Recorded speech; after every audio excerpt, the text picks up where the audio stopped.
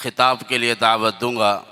جامعہ کے استاد الحدیث استاد العلماء حضرت مولانا مظفر احمد صاحب دامت برکاتہم کو کہ وہ آئیں اور ہمیں اپنے نصیحت سے محظوظ فرمائیں۔ الحمد للہ وکفا والسلام علی عبادہ الذین اصطفیٰ، اما بعد فاعوذ باللہ من الشیطان الرجیم، بسم اللہ الرحمن الرحیم۔ قال اللہ تبارک وتعالی فی کلامہ المجید، کنتم خیر امۃ اخرجت للناس تأمرون بالمعروف وتنہون عن المنکر۔ وقال اللہ تعالی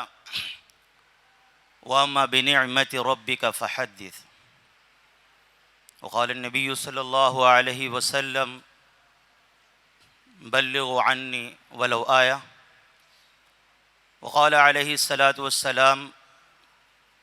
احب البلاد مساجدها وابغض البلاد اسواقها۔ وقال علیہ الصلاۃ والسلام المسجد بیت اللہ والمدرسة بیتی۔ صدق اللہ العظیم وصدق رسولہ النبی الکریم ونحن على ذلك لمن الشاہدین والشاکرین والحمد للہ رب العالمین۔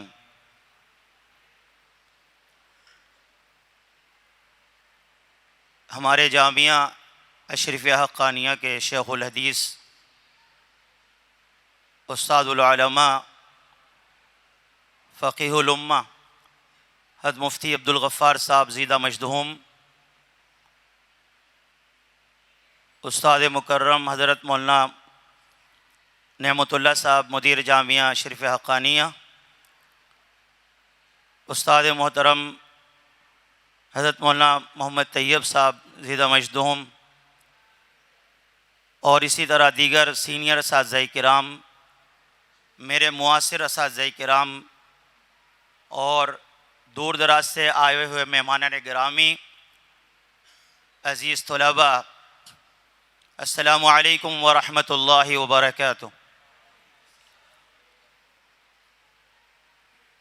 جیسا کہ حضرت مولانا محمد اسلام صاحب دامت برکاتہم نے بیان کیا، اسی طرح میں بھی کوئی باضابطہ خطیب اور مقرر نہیں ہوں، اور جلسوں میں اس طرح خطاب کرنے کا موقع نہیں ملا،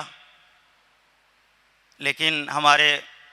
ذمہ داران کی طرف سے حکم ہوا کہ کچھ بیان کرو اس موقع پر، تو حضرات کی حکم کے بجاوری کے لیے آپ کے سامنے حاضر ہوا ہوں۔ بیان کرنے کے لیے عنوانات، موضوعات تو بہت ہیں، لیکن اس وقت جس موضوع پر میں نے گفتگو کرنے کے لیے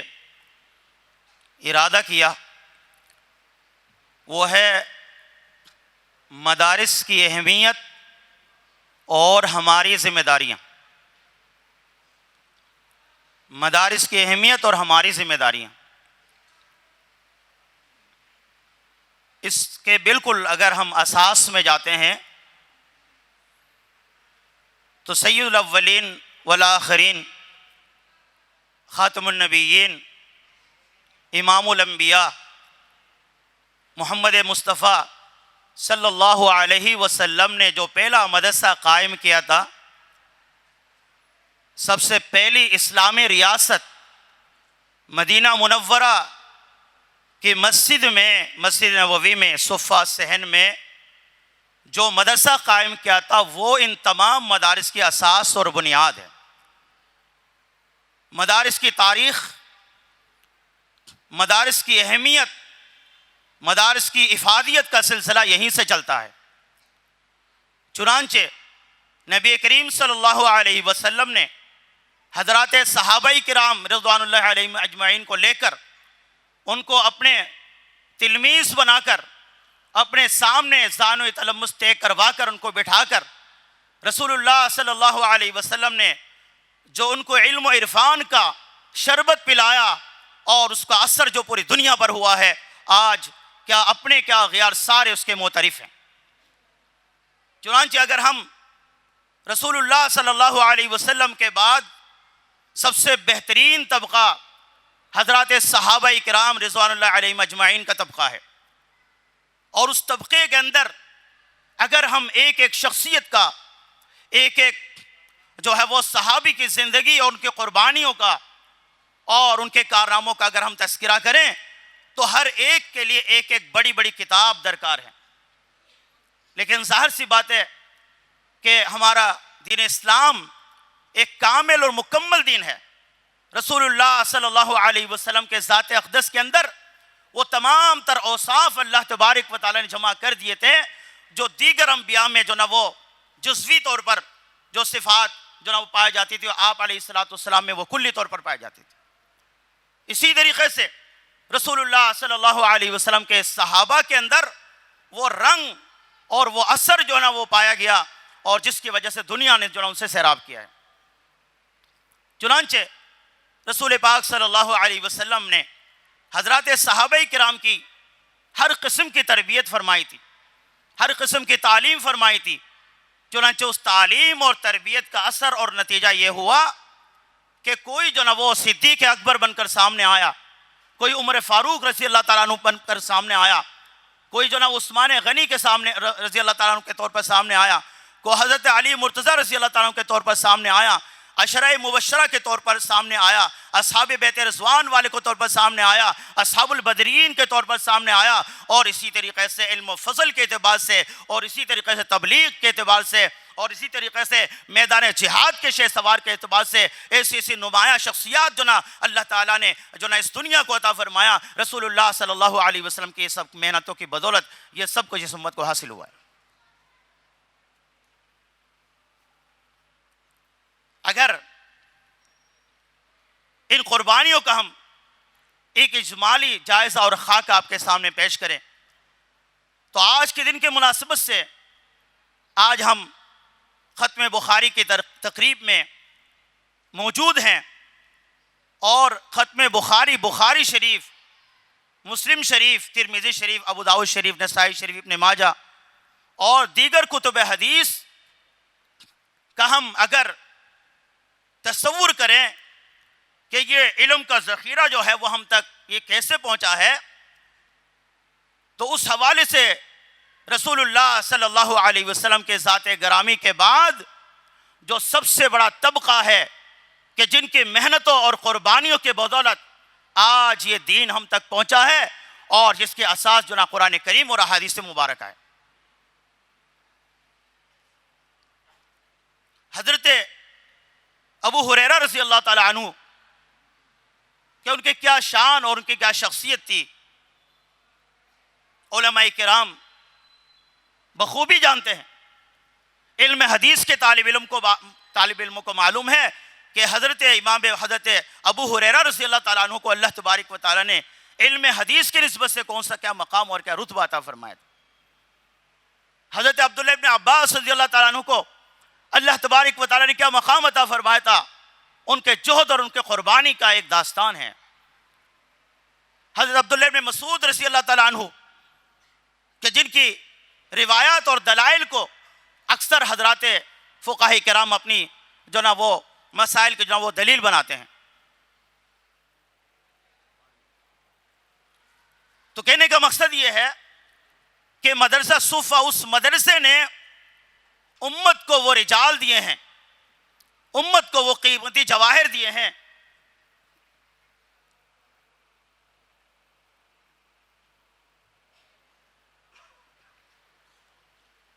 کہ آج 1400 صدیاں گزر گئی ہے کہ رسول اللہ صلی اللہ علیہ وسلم اور ان صحابہ کرام کی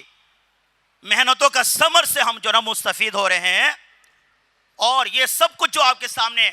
نظر آ رہا ہے، اور ماشاءاللہ آپ اپنی قیمتی اوقات کو چھوڑ کر یہاں پر تشریف لائے ہیں، در حقیقت ان خوشبوں سے فیضیاب ہونے کے لیے، ان علوم سے معطر ہونے کے لیے، اور اس علم و عظیمت کے داستان کو یہاں پر سننے کے لیے آپ یہاں پر تشریف لائے ہیں۔ مدارس کی اہمیت اور ہماری ذمہ داریاں، تو پہلا مدرسہ جو نا وہ مدرسہ صفہ تھا، اور اس مدرسے سے جو نا رسول اللہ صلی اللہ علیہ وسلم کے سامنے زانوی تلمس طے کرنے والے صحابہ کی وہ عظیم جماعت پیدا ہوئی جو بعد کے مسلمانوں کے لیے ہمیشہ کے لیے ایک روشن مثال بن گئی۔ آپ علیہ السلام نے ایک موقع پر ارشاد فرمایا کہ اصحابی کالنجوم، اصحابی کالنجوم، کہ میرے صحابہ ستاروں کے مانند ہے۔ بِأَيِّهِمْ اِقْتَدَيْتُمْ اِهْتَدَيْتُمْ، کہ جس کے بھی تم پیروی کرو گے،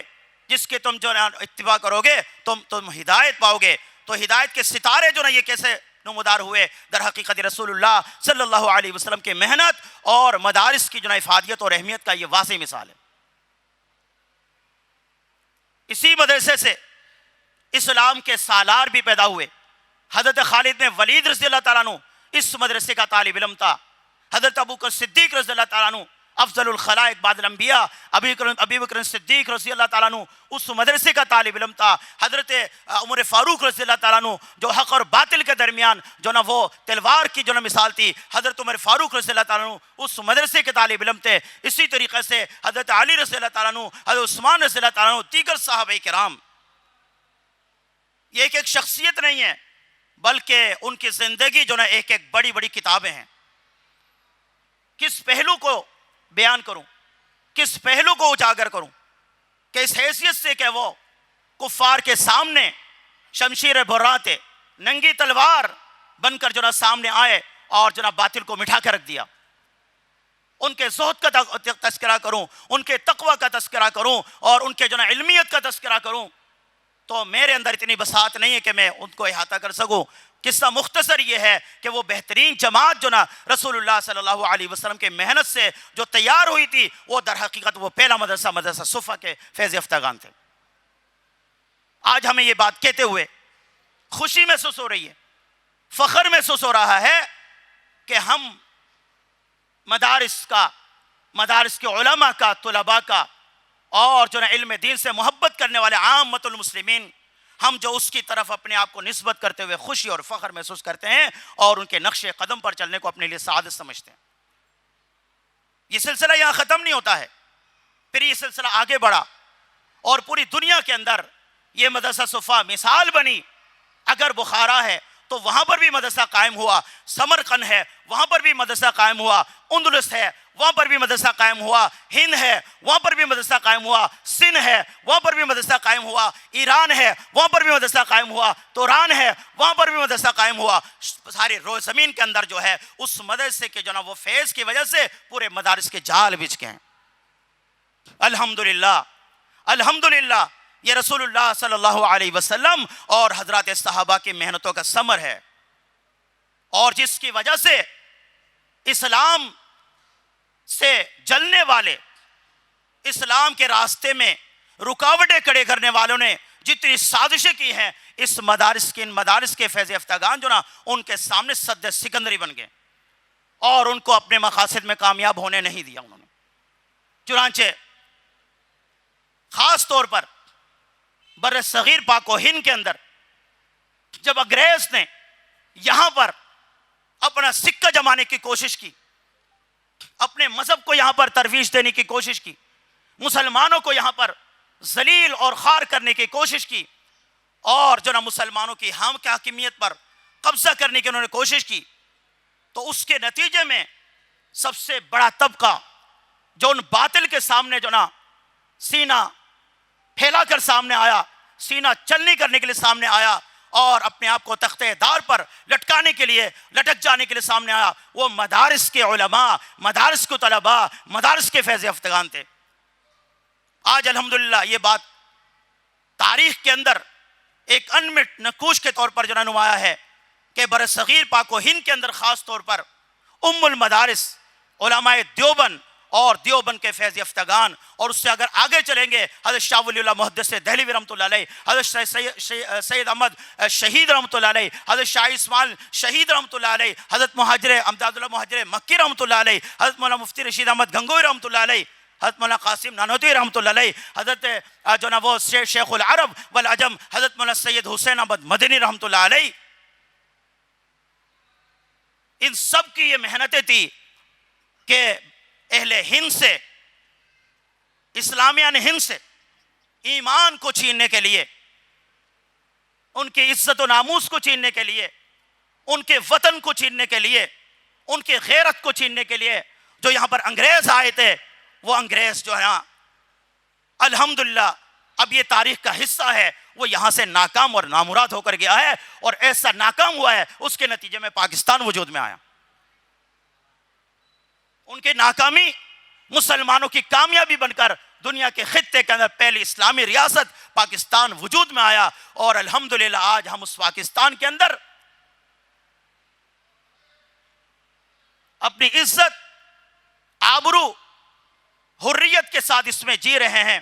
یہ در حقیقت انہیں بوریا نشین، ان مدارس اور جو نا ان خانقاہوں کے جو نا وہ بزرگوں کی جو نا دعاؤں کا ثمر ہے، ان کی قربانیوں کا ثمر ہے۔ آج الحمدللہ آزاد فضا میں سانس لے رہے ہیں پاکستان کے اندر، اور پاکستان کا اساس کیا ہے؟ پاکستان کا مطلب کیا؟ لا الہ الا اللہ۔ اس پاکستان کو بنے ہوئے ایک عرصہ ہو گیا ہے،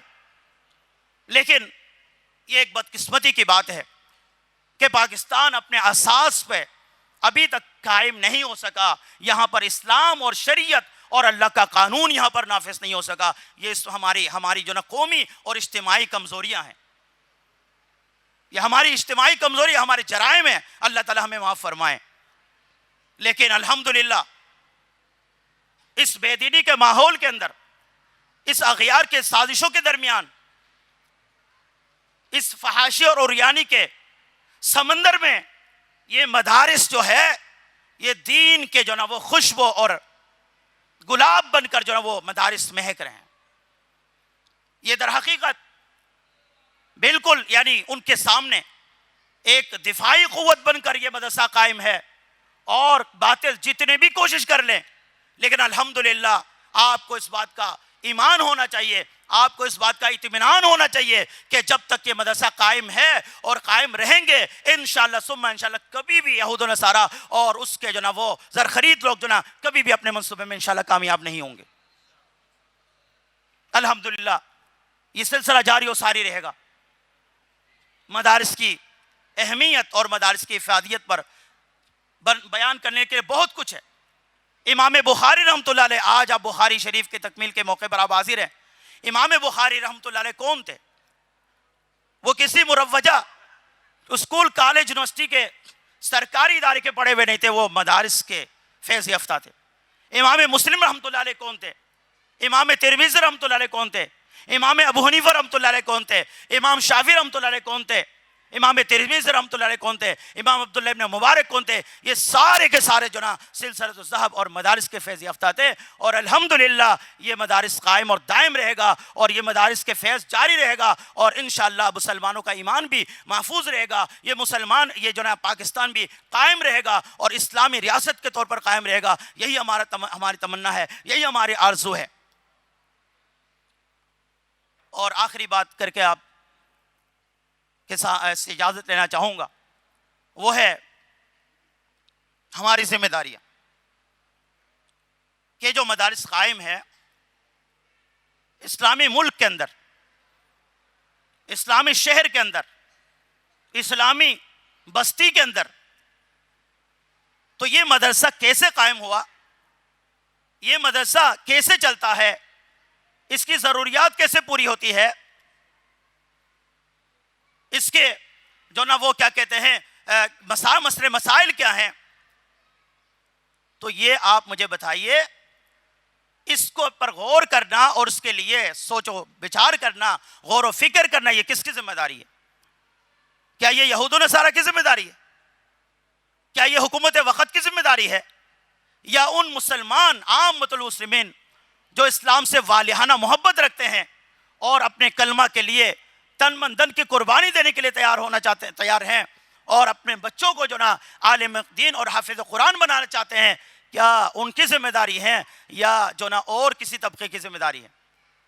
یقیناً آپ کو یہ بات اعتراف کرنا پڑے گا کہ یہ آپ اور ہماری ذمہ داری ہے۔ تو اس وجہ سے یہ ایک سوالیہ نشان ہے اہل محلہ کے لیے، دین سے محبت کرنے والوں کے لیے،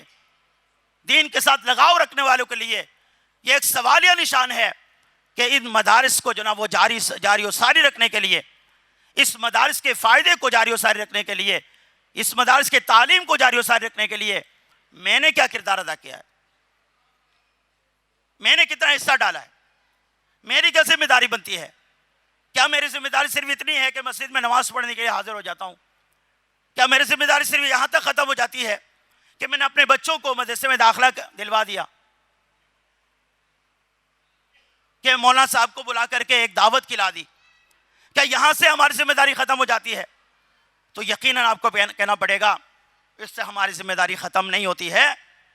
تو جب نہیں ہوتی ہے اس کا مطلب یہ ہے کہ ہم مدارس کو وہ اہمیت نہیں دے رہے ہیں، وہ قدر نہیں کر رہے ہیں جو ہمیں قدر کرنی چاہیے، جو ہمیں اہمیت دینی چاہیے۔ تو لہٰذا میں اپنے جو نا ان منتشر الفاظ اور خیالات کے ساتھ آپ سے رخصت ہوتا ہوں، اس امید کے ساتھ اور اس یقین کے ساتھ کہ مدارس کی اہمیت کو آپ خود اپنے دلوں میں بھی جگہ دیں گے اور اپنے بھائیوں کو بھی بیان کریں گے کہ ایک محلے کے اندر مسجد کا کیا فائدہ ہے، مدرسہ کا کیا فائدہ ہے، جس کے بارے میں رسول اللہ صلی اللہ علیہ وسلم نے ارشاد فرمایا کہ احب البلاد مساجدها وابغض البلاد اسواقها۔ اصحاب علم کو اچھی طرح معنی اس کا معلوم ہے کہ خطہ زمین کے اندر سب سے بہترین، اللہ کے نزدیک محبوب ترین، احب البلاد اللہ مساجدها وابغض البلاد اللہ اسواقها، بازار جو آپ کو پسند نہیں، جہاں پر کیا کچھ ہوتا آپ کو معلوم ہے۔ اور اسی طریقے سے آپ علیہ السلام نے مدرسے کی نسبت اپنی طرف کی ہے، فرمایا کہ المسجد بیت اللہ والمدرسۃ بیتی، کہ مسجد اللہ کا گھر ہے اور مدرسہ میرا گھر ہے۔ تو اس کا مطلب یہ ہے کہ جب آپ یہ چاہتے ہیں کہ میری نسبت نبی کی طرف ہے، تو لہذا اگر آپ یہ چاہتے ہیں کہ آپ نبی کی طرف اپنی نسبت قائم رکھنا چاہتے ہیں تو ہر وہ چیز سے آپ کو نسبت قائم کرنی پڑے گی جس کی طرف نبی کی نسبت ہے، جس کی نسبت نبی کی طرف ہے۔ میں توقع کرتا ہوں کہ آپ حضرات ان معروضات پر ہمدردانہ غور کریں گے اور اپنی ذمہ داریاں بھرپور انداز میں انجام دینے کی کوشش کریں گے، اور ان مدارس کے ساتھ جو نا دست تعاون دراز کریں گے، اور ان کے ہر پروگرام کو جو نا کیا کہتے ہیں جلا بخشنے کے لیے آپ اپنی حاضری اور دام درم سخن ان کے ساتھ اپنے تعاون کو اور حمایت اور نصرت کو جاری و ساری رکھیں گے۔ وآخر دعوانا ان الحمدللہ رب العالمین۔